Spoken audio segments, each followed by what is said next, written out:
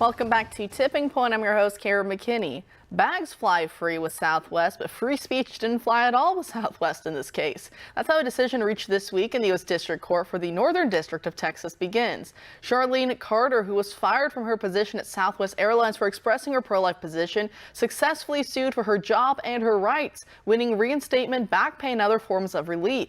It all began with a lawsuit first filed in 2017. Former Southwest flight attendant Charlene Carter stated that she was terminated after highlighting the fact that her colleagues used union money to attend a pro-abortion rally in Washington, D.C. Carter posted about her frustrations on Facebook, calling attention to the then president of the union for using union money, so her money, to support a political position.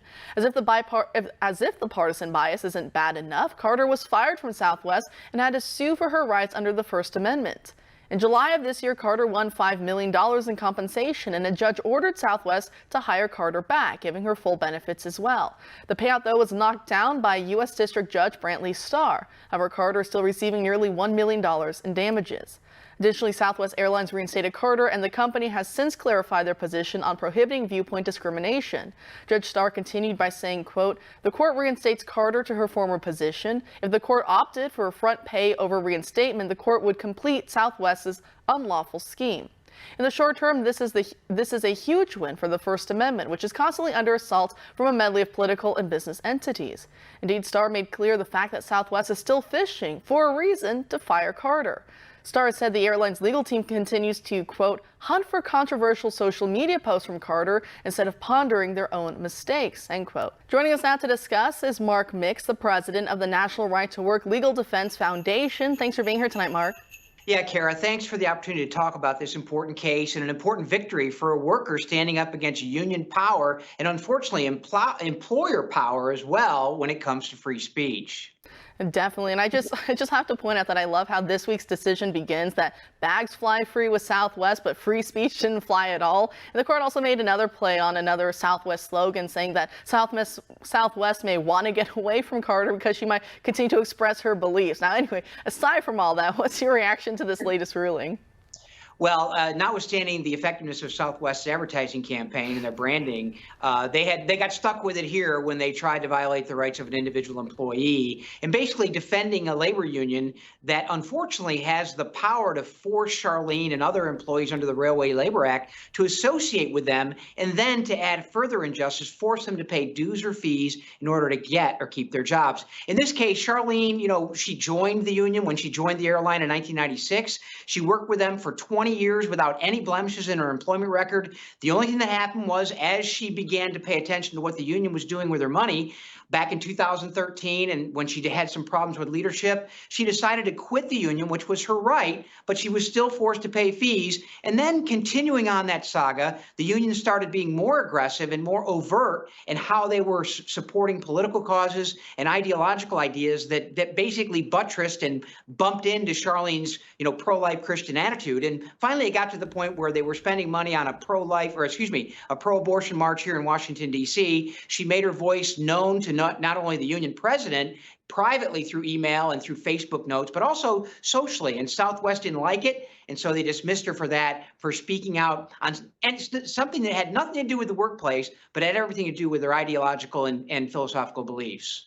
And talk to us more about kind of the hell that they put her through. I mean, some of these union people, they were terrible. They were behind closed doors in some of these emails that have now been released, that they were, sniping at her, saying, oh, if only she knew what we were spending her union dues on, and, just being very, very cruel with it. So talk to us about some of that as well, because there was a certain level of cruelty, I'd say here, which probably is why they hunted her down the way they did and forced her out of a job at first.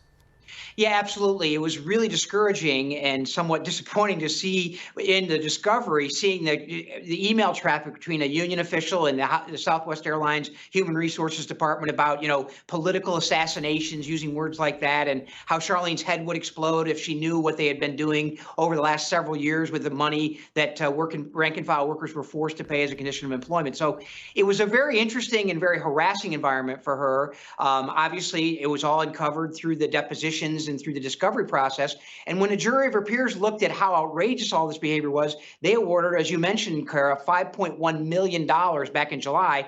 Obviously, there were some statutory caps on some of the damages that the jury basically decided on at that point. And so now Judge Starr has come back and said he's basically penalizing Southwest and the union the maximum amount allowable under law for violations of her rights when it comes to the Railway Labor Act and her ability to speak out and uphold and protect her individual freedoms when it comes to freedom of conscience and issues that she believes in very strongly.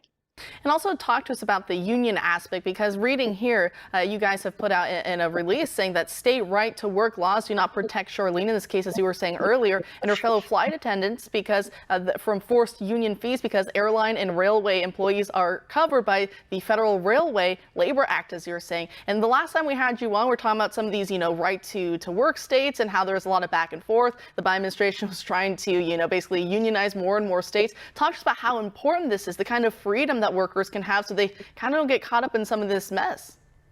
Yeah, so basically under the Railway Labor Act, which is almost 100 years old, passed in 1926, the federal government controls the labor management relations of both the airline and the railroad industries. And so, of course, 2 weeks ago or last week, we had talked about the railroad industry and how basically the government crammed down conditions of employment on rank and file workers who had actually voted against the provisions of the agreement that Biden made with union officials. So whole nother story there. But in this case, Charlene was protected under a case that we won at the U.S. Supreme Court back in 1984 called Ellis versus Railway Workers, where it said you couldn't be forced to pay for political causes, but you could still be forced to pay fees. Unfortunately, the Railway Labor Act basically has jurisdiction over the entire country, and it basically preempts right to work laws. In the 28 states that have right to work laws, Charlene Carter couldn't be forced to pay anything to the union to keep her job or to get a job. But unfortunately, under federal labor policy, under the Railway Labor Act, it basically preempts the state right to work law and says you must pay dues in order to get or keep a job. And Joe Biden's not happy with that. He wants to try to repeal all 27 right to work laws so that no one will have protection against compulsory forced union dues from organized labor, one of his biggest constituents. Do you think that's the point there? Because they would argue saying, well, we just want to help workers and unions. That's unionization. That's the best way to do it. But do you think the real reason is because a lot of these big organized labor unions, where do they put a lot of their money back into? As we see with the teachers union, for example, back into Democrats. Do you think that that's maybe the real problem here? Well, I hate to expose these secrets, but I think it is the problem, and it's the major problem. And frankly, organized labor, the disconnect between rank and file workers that they claim to represent and the union officials in Washington, D.C. and across the country and state capitals is growing wider and wider and wider. And you have to look no farther. The latest example is the railroad strike. You had 4 unions that voted down the tentative agreement that the union officials had negotiated, said we don't want it, and yet Congress came back and with Joe Biden's blessing, with Nancy Pelosi and Chuck Schumer basically cramming it down the throats of these workers who said, we don't like the deal, we'd like something else, but they were forced to accept it by government decree. I mean, that doesn't augur very well for the, quote, leadership of union officials across the country. And I think more rank and file workers in the unions are trying to get out of unions today than are trying to get in. And that's a positive thing. And the foundation obviously helped Charlene in this 5-year legal odyssey that will probably go on because the union says, or well, the airline at least says, they're going to appeal the decision. So we may have another year or two. Kara, we may get to talk about this again. I hope, maybe. We'll see. I guess we will, so we'll have to have you back on for that. Mark, thanks for joining us tonight. Kara, it's my privilege. Thanks for keeping track of important issues like this.